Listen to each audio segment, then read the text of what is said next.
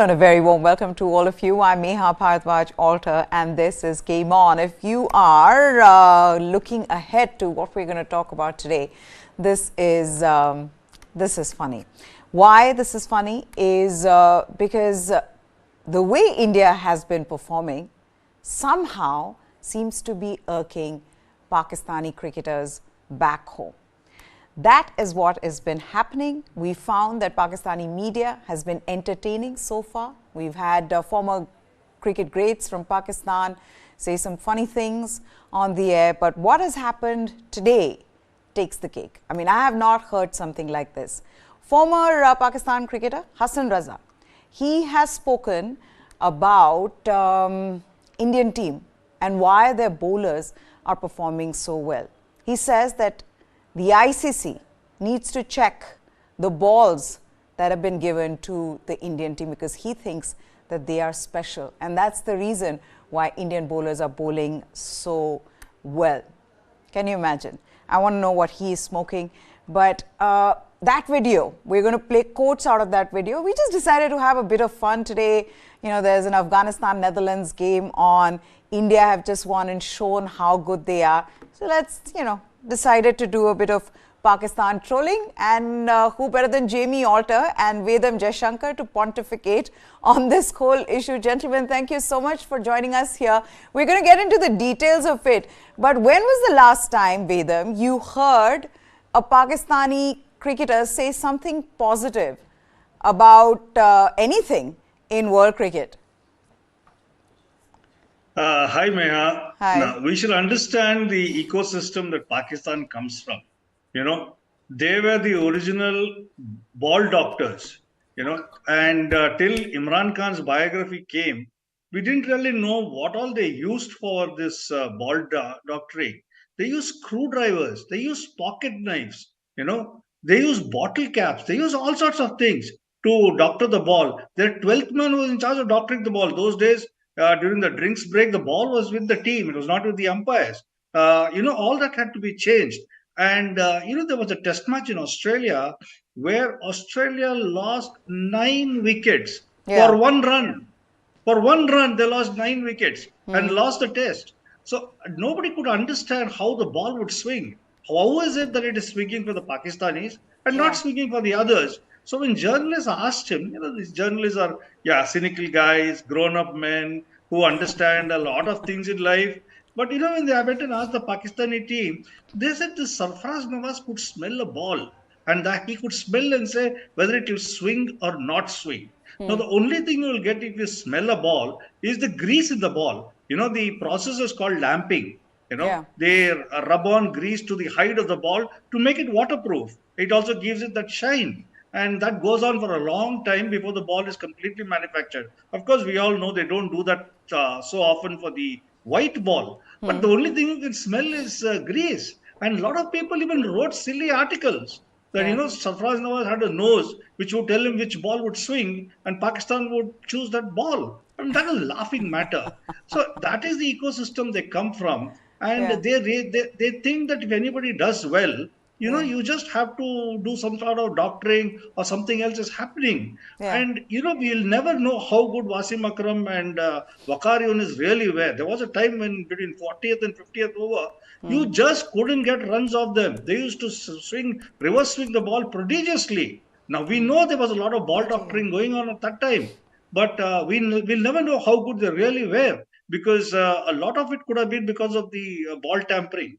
Hasan Raza actually comes from that ecosystem. He has been part of that team. Maybe at some point of time, he would have been asked to doctor the ball himself. So he thinks every time somebody swings the ball and gets wickets, they are doing something on the ball. And you can't do this in a serious television program. But that is the kind of bullshit that he's been talking. Sorry for the language. No, I'm completely with you, Jamie, because it's one thing, and I've seen Akash Chopra react to this, Mitchell McClanahan, he has reacted to this because of how absolutely ridiculous it has been to watch what he's saying. And I know that throughout this World Cup, credit to the Pakistani media, they provided some gems, but this one just absolutely bizarre. How does one even react to this? And I know you're going to say, listen, don't take it so seriously, but I'm just amazed by how this is going on national television, yeah? First of all, I love how, in short, what Bedam has said is that it's rich that a Pakistani former player is talking about us talking about the ball doing things. I just love that, the Yeah, fact that we've started the show by discussing that. yeah. Coming to the what appears from the Pakistan side to be a rather serious discussion. I mean, isn't this the same Hasan Raza who the PCB and all and sundry in the mid 90s claimed to be the youngest player, and then they had to retract that statement after bone testing and age certificates who were discussed. So up till now, I think Hasan Raza, with all due respect to whatever he's achieved, Yeah. not as a Pakistan player because he achieved diddly squat, but whatever he achieved playing in the domestic system for Pakistan, if you're best remembered until this show aired as being someone whose age Yeah. was questioned in what seemed, I remember very clearly, I was in boarding school, and I'm sure Vedam also has memories of when this came, reading in the Hindu and reading in Sports Star and Times of India, how this 14-year-old something days player had now broken the record by, was it Hanif Muhammad, or whoever it was. And even as schoolgoers, we were like, yaar, dal mein kuch to kala hai. And as it turned out, years later, the PCB retracted that claim, which they pushed. Yeah. So if that was your most notorious claim to fame, and then you've topped it by saying something as banal as this, it just shows. I mean, yes, Meha, I will say it here on your show. Don't take them seriously. But the bigger picture is that, like Vedam just mentioned, Yeah. Pakistan cricket is a reflection of the country. I'll say it again. The PCB remains the only functioning patron board in this day and age. Beyond my belief how that board can function. They've changed PCB chairman and presidents more than Bangladesh have changed openers. It's just a joke. And now when you look at his comment, though he's not speaking in any capacity of the Pakistan team or the PCB, we all know that. But it sort of mirrors the attitude that the PCB had taken in the build-up to this World Cup. They complained about Chennai, they complained about security, they complained about this. It just doesn't put the Pakistan, I'll use the words ecosystem, like Vedam has used now, it just doesn't show it in very, very good light. I mean, do you think the BCCI, despite its bullying of the ICC and other boards, is going to force them to use different balls when Mohammad Shami and Mohammad Siraj bowl? Yeah. Just because Haris Rock Jimmy. has been Yeah. Let's first put that out. Let's not complete the whole conversation. Let's put out the quotes of what was being said in that conversation. Now, this is what Hasan Raza had to say. He said, we can't understand that when India bats, their players bat comfortably. But when their Indian bowling starts, we've seen that some DRS decisions around 7 to 8, 2 have gone in India's favour.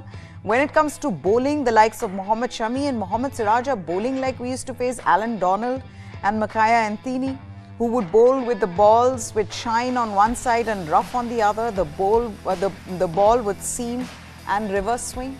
So he is absolutely confused. Without giving any credit to India's bowling attack and how superb they've been, he thinks that it's because of something special in that ball. That's why Mohammad Shami is able to bowl like what he's bowling. That's why Jasprit Bumrah's that delivery to Pathum Nissanka sort of drafted away because he thinks something's going on. Then he's not done. Then he says ICC or BCCI are changing balls. He says, I feel that the ball is also changed in the second innings when India bowl. It's shocking. He says the balls ICC or BCCI is giving, or the third umpire, there should be a spec check, which is specification checkup of the balls. Look how Shami had bowled the very first delivery against Sri Lanka onto the stumps. After one team had received hammering in the first innings, the wickets started falling as if we were watching highlights on television. Vedam, how does one even try to counter this? My problem with this is that this is passing off as serious cricket analysis in Pakistan. And that is a huge problem. Because if you are making these kind of claims, then you need to just say that, look, this is satirical, or this is a comedy or something like that, instead of doing this as serious analysis. See, first and foremost, Pakistan is not doing well. Yeah. They need some fig leaf. And maybe this is one of the fig leaves that they're looking for. What is he trying to say? First and foremost, let's get this right. Reverse swing is done with an old ball, not with a new ball. And these days for ODI cricket, you have a new ball on each side. So the ball is still new. Now, is he trying to say that India have discovered how to bend a laser? And they are sending it along with lasers, or they have embedded a microchip in the ball and they are getting it to move as they want. I mean, he's got to also back up. He says Yeah. a thicker hide. If it's the balls come out of a box, and the box is brought to both teams. They pick and choose what ball they'd like to use, and that ball is always kept with the fourth umpire, not even the third umpire, the fourth umpire, and later it's brought out. No, what is he trying to say? Say, I just don't know. He says that the ball has got a thicker hide. But how does a thicker hide help actually? Is it thicker hide on one side or is it thicker hide on both sides? If it is thicker hide on one side, then it doesn't help the conventional swing. It may help reverse swing, but doesn't Yeah. help conventional swing. Yeah. But what we are seeing here is because there needs to be balance. The aerodynamics of a cricket ball and the aerodynamics of swing is such that it needs to be balanced, and you need a seam for that. And you can do that only with a new ball. With the old ball, yes, you make one side lighter, the other side heavier, and you use all sorts of things to rough up the other side. But this is happening with a new ball. So he is an experienced cricketer. He's played a lot of cricket. For him to talk this, I don't know. Like you said earlier, is he on some weed? I don't know. I think you're taking it. I think you're taking his analysis too seriously. I think he's just said it without a thought.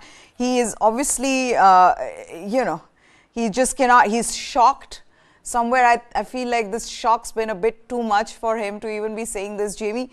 But then he goes on. He's not done here. Then he goes on to say, Angelo Matthews, who was standing there, suddenly looked at the screen the way the ball was behaving, the way batter had gone to play Shami's first delivery. I somehow feel these balls should also be checked. The way wicketkeeper KL Rahul is collecting the ball, it appears there's some extra hardness in it. And also, there appears an extra coating in it. I think there should be an inspection into it.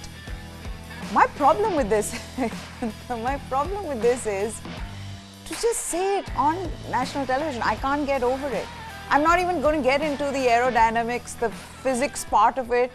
I'm just shocked that something like this, where he's just openly accusing BCCI, ICC to be involved in some kind of foul play at a grand stage like the World Cup being hosted in India.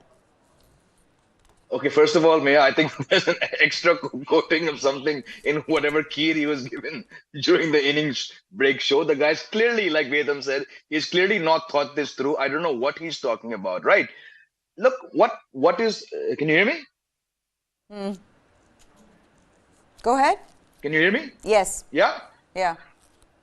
Right, I'm saying if he's comparing the look, the reaction that Angelo Matthews gave, Angelo Matthews, Maya, is still wondering. He's still wondering what he's doing playing this World Cup, okay? Angelo Matthews, as you informed us and all our viewers here, the guy had played 7 matches between the last 2 World Cups. Angelo Matthews looked shocked that he was given the ball on his comeback and he got 2 England wickets, okay? Yeah. This is a Sri Lankan team. I don't want to be harsh. I have never played cricket at any high level. This is a Sri Lankan team, Meha, that even before yesterday had been bowled out for under 100 this year. Yeah. 73 by India, 76 by New Zealand, and then 50 in the blooming Asia Cup final. The moment, and we discussed this yesterday when Chetan was standing outside the Wankhede just before their innings started. If the wind is blowing under lights at the Wankhede, this Sri Lankan team at the sight of Mohammad Siraj is going to lose their marbles. So the example of Angelo Matthews, the scorecard was already 7 down by the time he got his eye in. So Hasan Raza is just talking complete nonsense. And the moment that they got into aerodynamics, sir, you have taken this too far. If Hasan Raza understood aerodynamics, he would not be sitting on that ARY Gold show doing discussion. It's a mockery. Whoever from your production team has used the word mockery, hats off to that person. This is a mockery of not just the skill of Shami, Siraj, and Bumrah, but a mockery of Pakistan as well. Yeah, this is so much fun. I love this show. Now, they weren't done. They wanted to continue. They wanted to keep analyzing. So the anchor comes in. And the anchor says, if Pakistan gets to play India, they should check whether it's the same ball given to India and Pakistan. To which Hasan Raza says, exactly, this should be checked because Shami got 5 wickets for 18 runs and Siraj came and got 3 in 3 overs. I'm not able to understand international batters are getting out playing across the line. The one that is pitched up, it looks just disappears from the batter's sight. I have some doubt over that. These things should be noted. The other thing being that Shaheen Shah Afridi was at the top of that wicket takers list. I wonder what's the ball that he's using, Vedam, given that, you know, clearly he feels like ICC and BCCI are doctoring balls. See, actually, if you look at cricket-wise, you know, I'm just not talking about the comedy part of it, but cricket-wise, if you look at, you know, the seam position of both Mohammad Shami and Bumrah, I mean, they are impeccable. And the way the camera goes through it, you can see the seam right through. And Siraj every now and then bowls with a scrambled seam, you know. That's part of his strategy. He's worked hard on that and he's able to control it somewhat. But these two guys, I mean, I don't think anybody in international cricket has that kind of seam position at this point of time. And Bumrah is just a flick of his wrist is able to do either an in swing or an out swing with the same action. So that is the skill of these two bowlers, and I'm sure they have put in a lot of hard hours to get to that kind of a skill. And Hasan Raja can't understand that. In a way, he is right because you know he can't understand. That's what he's saying. I can't understand how they're able to do it. Others can't do it. They can do it. But that's exactly what skill means. You know, if everybody could do it, then it's not just a skill. And the Sri Lankan team, it's a good team. Mind you, it's a good team. But it's a team in the making. They're full of youngsters. I think in 2 years or 3 years' time, the Sri Lankan team will be a very good side. But right now, you know, they are like babes in the woods. You know, they don't know which way the ball is swinging, what is happening. They're playing across the line. They have never faced this kind of high-class fast bowling with that kind of seam positioning and that kind of seam and swing. So they are all at sea. But to say that, you know, they got out because these guys were doctoring the ball, I mean, it's highly ludicrous, highly crazy. And Pakistan itself has a problem. They right now, they were at one stage one of the best new ball attacks they had. But right now, they are struggling. And they know that they are struggling and the whole world knows they are struggling. They are not the team they were, let's say, even 1 year or 1.5 years ago. So I think they, you know, like tomorrow there's a quarterfinals virtually coming up. And they're looking for excuses. Yeah, which is my other thing. Just concentrate on that. Just ask your team to concentrate on that. This is almost like Mohammad Hafiz on one of the other shows, Jamie. During this World Cup, he said that, you know, spider cam should be used while the toss is being done so that captains can't get away. Look at Vedam. Captains can't get away with any kind of, you know, I mean, it's just suggesting that you should take advantage of it so that there is no problem there. It is clarity in toss, to which I remember in that same show, Misbah-ul Haq said that if it's a large coin, a really big coin, then the advantage goes with the team, with the captain who calls the coin because it's always heads. These are some bizarre things that are coming out. I'm shocked. Jamie? Look, I think before we wind down this comedy section and get to the more serious things, I am not lying, okay, Meha, Vedam. I probably watched Shoaib Akhtar's YouTube channel all of 3 times. Yeah. In those 3 times, twice he said Babar should be sacked, and in the same 2, he said Babar should be played. So something about maybe, excuse me, maybe they know their audience, they have captured their audience, they want to give these statements to get more viewers. I don't know, but common sense is seriously lacking in most of what I think Wasim Akram is probably the exception. A lot of common sense is lacking from what these former Pakistan players say. Wasim Akram was shocked. He was on the panel. When Misbah suggested this, he was on the panel. He just looked at him and he was absolutely shocked. He was like, are you serious? Did you just say this, that if it's a big coin, then it always falls heads on top. So, the captain calling the toss has an advantage. But okay, I think that's been fun. Let's move on then. New Zealand, Pakistan, though, how big a match is this going to be? Yes, Vedam, how big a match No, is this just talking about the toss, I just want to relate a small anecdote. Huh. There was this Indian cricketer. He was a test cricketer, but he was still in his college. He was a Yeah. college captain, obviously, and they had a tremendous college team. And what he would do is they go out for toss. He would always toss, and he Yeah. would toss the coin far away. And before the other guy could come to see the coin, he would pick it up and say, "Thank you, boss. We are batting." You know.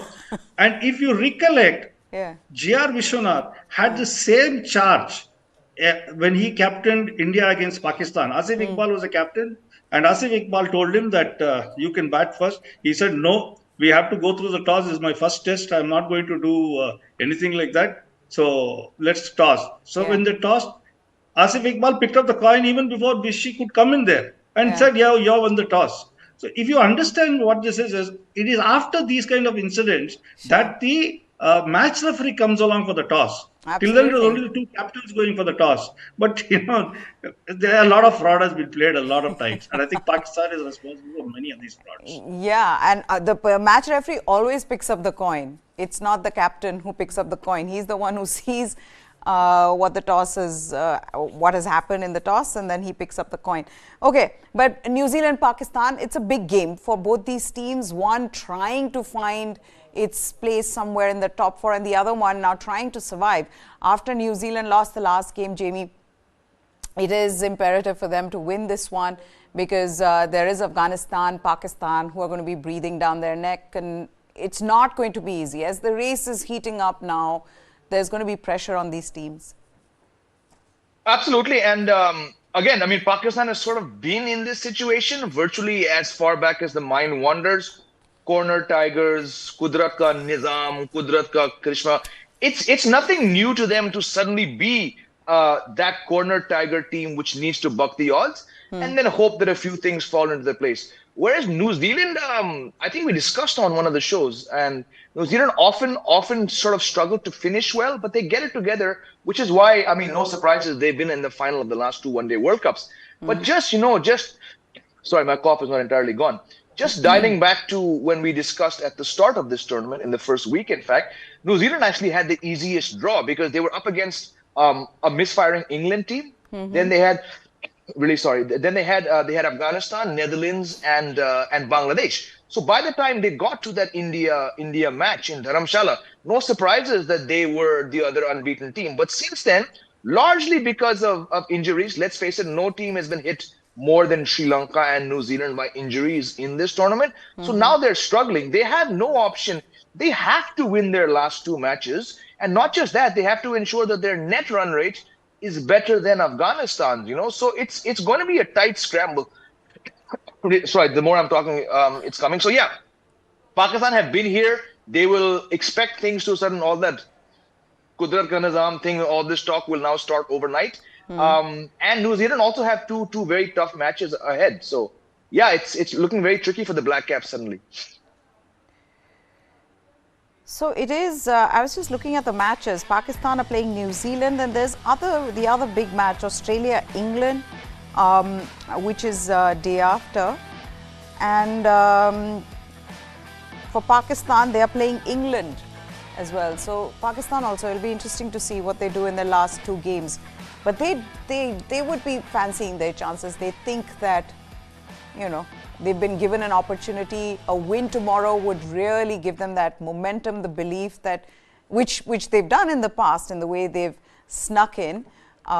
They would fancy their chances. But let's also talk about the Indian team. The Indian team left for Kolkata ahead of their clash on Sunday against South Africa. They were seen at the airport. And a happy bunch, as we've seen throughout this tournament. Why not? 7 wins in a row. As there you can see a team bus leaving for the airport. And as has been the case throughout this World Cup, wherever they've arrived, they've been greeted by fans, well-wishers, people wanting them to win the cup. and they've looked relaxed. I've said this time and again on the show how relaxed. It's wonderful to see this team relaxed and happy without any stress. Security, of course, has been beefed up. November 5th is when India are playing South Africa at the Eden Gardens in Kolkata. So security beefed up, and there is also a special day for Virat Kohli and his fans because it happens to be his birthday. So that will be special. It'll be a wonderful moment. But as you can see there, Shreyas Iyer along with his coach Rahul Dravid, who was a couple of days back giving him throwdowns, short deliveries. And look what Shreyas Iyer did in the last game, though he is convinced that there is no problem with the short delivery. He said so in the press conference. He says, "Ye aap logon ne mahol banaya hai. I know how to play the short delivery." And then there is Ishan Kishan. Will he get another opportunity? Well, it's anyone's guess. The star of the win yesterday, one of the 3 stars, one of the 6 stars. My goodness, how many wonderful innings and great bowling spells yesterday that we saw from the Indian team. Mohammad Siraj was there, Mohammad Shami. This looks like a happy, united bunch. But it's going to be a tough contest against South Africa. Again, red hot South Africa. If there's one team, with them, we've spoken about it on the show. If there's one team that can give them that kind of contest, it's South Africa, because of how good their batting has been, but also their bowling. Even when Kagiso Rabada is not playing, they've got exceptional bowling lineup who've been impactful. And then when he comes in, it's a similar kind of a thing that we see with India, that your first change is Mohammad Shami. How does one deal with that? Similarly for South Africa, their first change is Kagiso Rabada. And all the others have been doing well as well. So on paper, both these teams looking very good. Yes, indeed, they're looking very good. Also, these final sets of matches, they have a lot of needle in them. Like the South Africa versus India, whoever wins is going to top the table, and the other person is going to come number 2.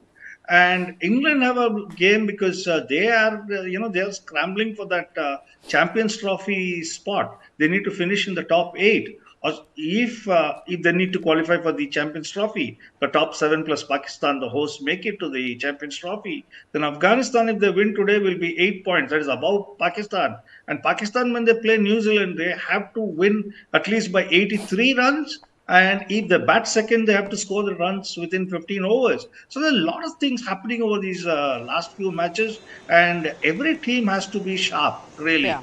To go where they are going, So India also has some skin in this game, especially this. They'd like to finish on top and then take on whoever comes fourth. So India need to win against South Africa, which, like you mentioned, is a very strong team. But I'd like to see South Africa chasing again. They've chased twice. Once they lost. The second time they won very, very unconvincingly.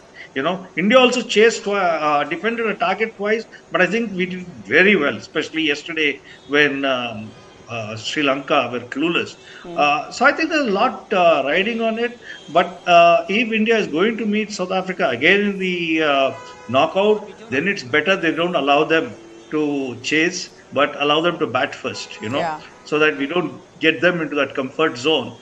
Can I do it? Would I do it? That kind of questions has to come when you are coming into the semi-finals and finals, because all said and done, the semis and finals, according to me, are a totally different tournament. No, absolutely. The other thing being, Jamie, as Chetan was suggesting, this is going to be interesting. India loves to chase. South Africa love to bat first. But should India look to put them out of the comfort zone? Saying we're going to see our opposition, let's put them out of the comfort zone. We can do whatever. We can bat first, we can chase. We've been good in both. But let's not let them bat first, given the kind of skewed win-loss ratio they have batting first. Absolutely. And I think Vedam said it so well that they could not chase 245 against Netherlands and chasing 260 or 270, something around there. You mean you won by 1 wicket, but you also won because you were playing one of the worst teams in the tournament. That day, Pakistan bowled 15 wides. And let's not forget, even before those 15 wides, Meha, they left 3.4 overs out there, you know. So any other team would not have allowed this South African team to get anywhere near that target. And I'll say it again, there are two South African teams playing this World Cup. One that gets the chance to bat and coast to 380, 400. And the second team, which is not going to chase anything above 250 very, very often. So I would hope, not just because you want to put South Africa under pressure of chasing at the Eden Gardens. The last time these two teams played there, I think South Africa were bowled out for 99. So there are clear patterns and clear suggestions, both in the conditions of the Eden Gardens, as well as what Mohammad Shami, Siraj and Bumrah did yesterday, you know. Now, if South Africa are a team that can get to 400 without breaking a sweat, you would assume they should get to 300 without breaking a sweat against India. I'm shaving off 100 runs right there because of the class of India's bowling there, you know. But if India get their mojo together and they bowl like the way they bowled yesterday, this South African team might not even get to 250. But again, you have to budget for the fact that this is not a bad team. This is a team which has come very, very well prepared, and they're backing their batting. Second, if India is chasing, once again, let me remind people watching this show, India's targets have been very, very gettable. 191, 200, 256, 268, 272. Has India been put under the pump chasing anything above 280? Not yet. Would they want to do so against Rabada, Nagidi, Kutsia? No. Definitely, eyes shut. If you win the toss, Rohit Sharma, please bat. Also, not even just about this match. India can afford to lose this match, and it's not going to have a bearing because they've already got into the semifinals. But like we all know, it's not about what India does in the league stage. Vedam just said that knockouts are actually a different tournament. Do you want to go, India, I'm saying, would Rohit Sharma want to go into the knockouts with just one template? Ki hum kuch bhi chase karenge? No. You need to give your batsmen at least 2 matches, and you only have 2 matches left to try and set 350, you know. You were not able to do it against England. Yesterday, you did it. But again, that was against one of the poorest batting teams going around. 2 matches left, Rohit Sharma. Please, please, if you win the toss, bat first. Both times. You've been saying that. And just right after saying this, did you cough or did you sneeze? I have not sneezed. I got a very bad sore Okay, throat. And I do these shows every day. I should be actually talking less. So okay. Over to you, Vedam, sir. So then let me ask Vedam this. I asked this to Jamie in our afternoon show. In all your years of watching cricket, when was the last time you saw an Indian bowling attack this feared across, you know, the tournament? To think that everybody right now would be scared of this bowling attack. Have you seen it before, or is this the first time you've seen a bowling attack dominate like this? I've already said this before. This, I think, is the slickest and best Indian ODI side ever. And the bowling definitely has contributed towards it. You've got 3 outstanding fast bowlers. And I've been saying right from the beginning that Shami should play. Yeah. You don't depend on some sort of an all-rounder. You know, Shami should play. And, you know, now you have 3 good world-class fast bowlers. And the 2 spinners, they're doing their job splendidly. One is a left-arm wrist spinner. They're not able to read him still. And he's coming and disrupting your innings. Just when you think that you're going to, you know, get at 8 and 9 runs and over, he's coming and, you know, he's bowling his googlies and Chinaman and getting the odd wicket or 2. He's disrupting your innings, actually. Whereas you have Jadeja, who's a lot more orthodox, but again, he's got pinpoint accuracy. So I think this is the best bowling attack that we've ever seen. And if you add Ravichandran Ashwin there, you know, some things have fallen in India's favor. Akshar Patel falling, not being fit, and Ravichandran Ashwin coming in his place has actually been a boon. Because I think in all sorts of ways, if you look at it, Ashwin is a far superior bowler to Akshar Patel. Somehow we seem to have this kind of fetish for alleged all-rounders. And we actually weaken ourselves by pushing these kind of alleged all-rounders into the team. But now that we have got specialist batsmen, specialist bowlers, look, if we had a lot of all-rounders, yes, but some of these guys who are passing off as all-rounders are not all-rounders, really. And it's good if Pandya can come back into the side, that would be excellent. You know, then you'll have the option of 6 bowlers. But if Pandya is not around, the team that we are playing right now, that's the best team possible. I'm just seeing visuals of Rahul Dravid straight away going to Eden Gardens on Twitter. He landed, and the first thing he did was just go to the Eden Gardens, look at the pitch, met the pitch curator as well. He was accompanied by Vikram Rathore, their batting coach, just two of them, and a couple of other people from the support staff. Clearly, toss and what India will look to do, especially against a team like South Africa, because Jamie, at this point, they'd want to keep that record intact or not having lost a single game, and they want to do it against South Africa because it may amount to nothing given how good India have been, but you do, especially going into the semi-finals, you don't want to lose that momentum, which they keep talking about. So toss being crucial, and that's the first thing. Rahul Dravid being Rahul Dravid, first thing as soon as he landed, he took Vikram Rathore to see what the pitch is going to be like. Yeah, so around this Indian team, my only two concerns are, and they both center around the toss. What decision Rohit Sharma takes on Sunday at Eden Gardens, and then what decision Rohit Sharma takes in the semi-final. Because man to man, this team is unstoppable. There's a reason they're 7-0 up, and it's because of the best bowling attack in this World Cup. And like I said earlier, the best bowling attack ever sent by any Indian board to any World Cup. But again, you do not want to fall into South Africa's plans. Their plans are, we bat first, we put up here we go again, sorry. And we put up a lot of runs. Now, despite having this outstanding bowling attack, you are up against so far the best batting lineup apart from yours, and that is South Africa. I think India have not had a bad day, but they've gotten out of at least two tricky situations. So I'm not going to entertain any such argument that, India need that one bad day. No, India don't need any bad days, because that bad days might come in the semi-final. You have a great chance to go into the semis unbeaten on 9-0. You are going to beat Netherlands. There's no doubt about that. And you should beat South Africa. You have the confidence, you have the players, you have the brains to outdo this outstanding South African top seven. But a lot of it depends on what decision Rohit Sharma takes on Sunday. And I hope, once again, that he doesn't fall into this myth of the dew and he bats first. Okay, so that's about India, and Rahul Dravid just making sure, along with his entourage of Vikram Rathore, Paras Mamre also I could see there in the video, to go inspect the pitch and probably look at what can be expected, talk to the curator there at the Eden Gardens. It's not leaving anything to chance.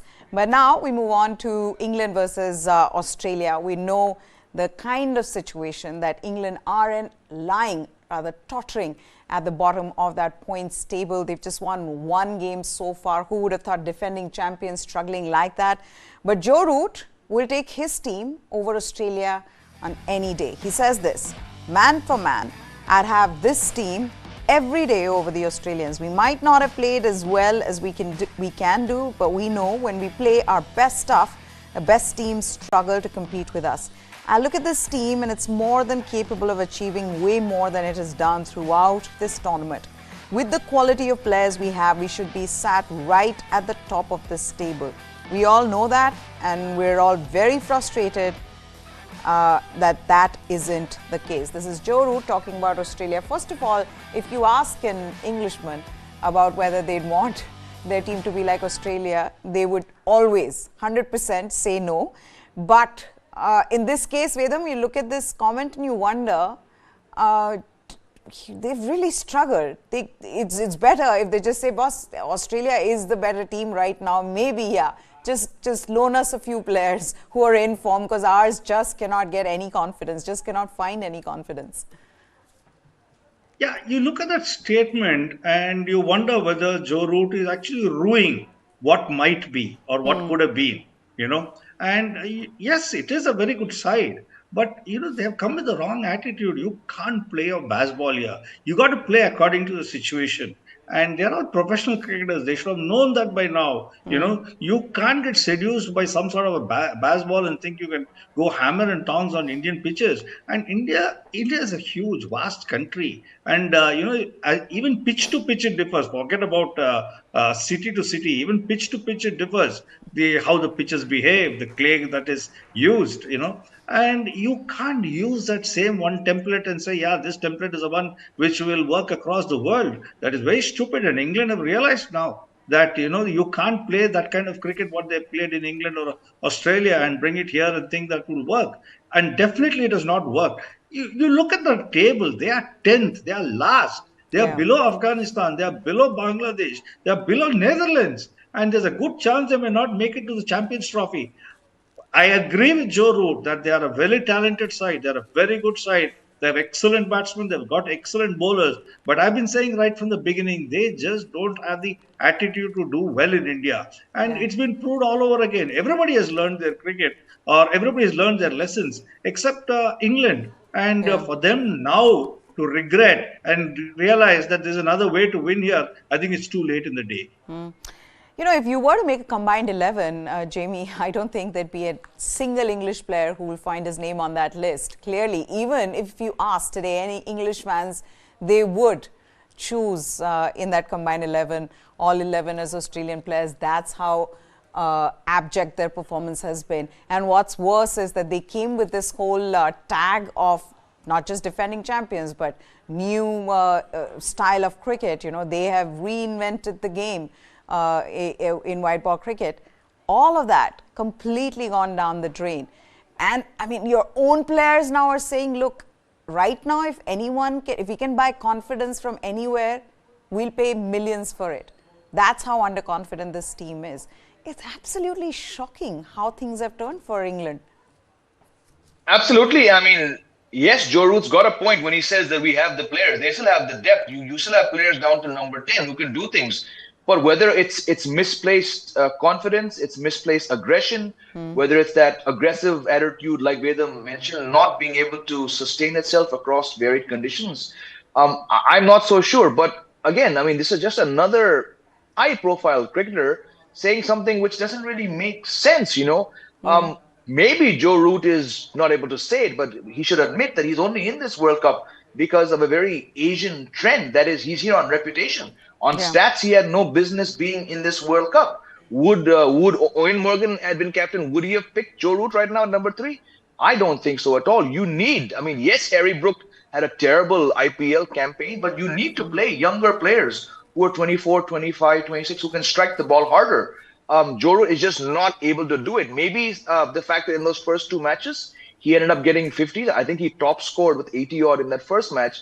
Maybe that gave him some misplaced confidence there. So his comments just come from, obviously, when you're 10 out of 10 below Netherlands, below Bangladesh, below Sri Lanka, below Afghanistan, you will feel hurt, you will feel angry. But sometimes they need to separate reality from what's going on in their head, you know. You cannot come out with these statements. Australia are 5-time World Cup winners. And I'll say it again, Maya, this England team, to me, from the distance, looking in, it seems like they won one World Cup after 45 years, and they're very happy. Bas, apna ho gaya. No, it's much tougher to defend a World Cup than it is to win one. History is witness to this. Absolutely. Okay, let's talk about the match that's going on at the moment. 2 giant slayers in Afghanistan and Netherlands. First, sloppy batting from Netherlands.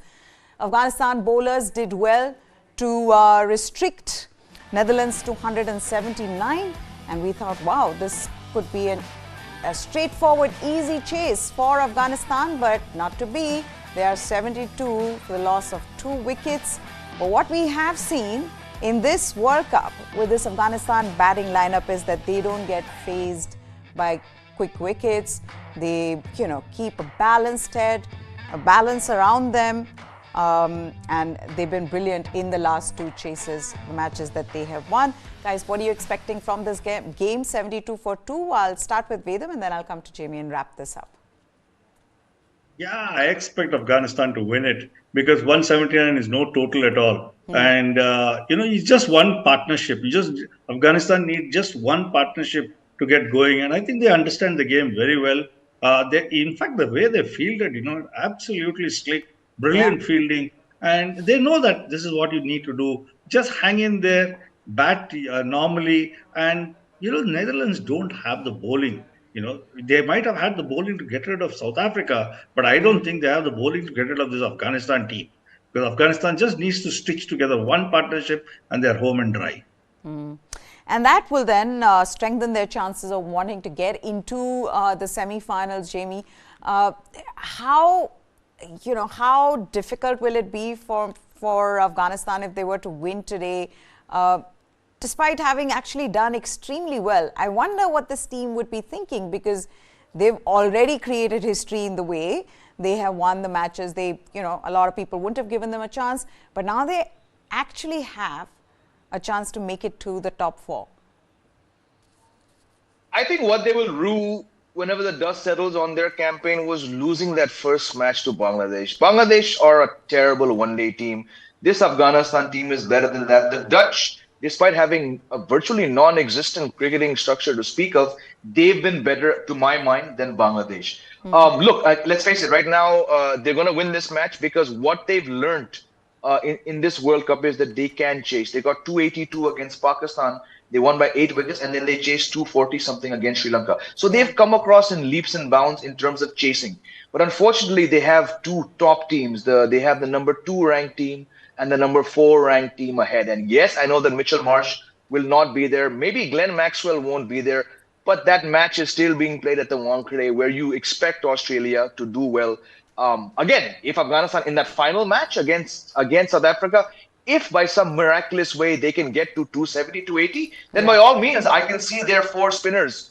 They will play 4 spinners against South Africa. I see their 4 spinners putting the skids on South Africa just like Netherlands did. But again, it's a fairy tale run. They've done very well. When you're talking about ifs and buts with any team of Afghanistan stature, you know it's very, very hard to reach the semifinals. Yeah, for starters, they need to win this one, which seems still quite straightforward given that Rahmat Shah is there, Hashmatullah Shahidi is there, and you know, these two have been good in the tournament, in the chases for Afghanistan. Gentlemen, thank you so much. Vedam Jaishankar, Jamie Alter for joining us here. That's it then on this special. News 9 Live is what you need to subscribe to for all the latest from the world of sports. For now, goodbye. Thanks for watching.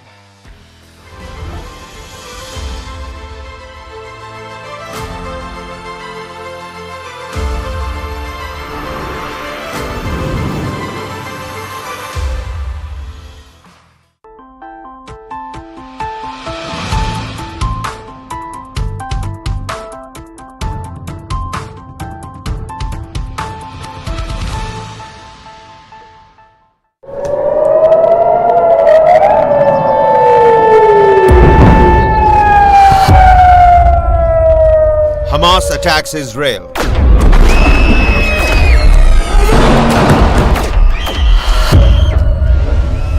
Israel Defense Forces strike back at Hamas.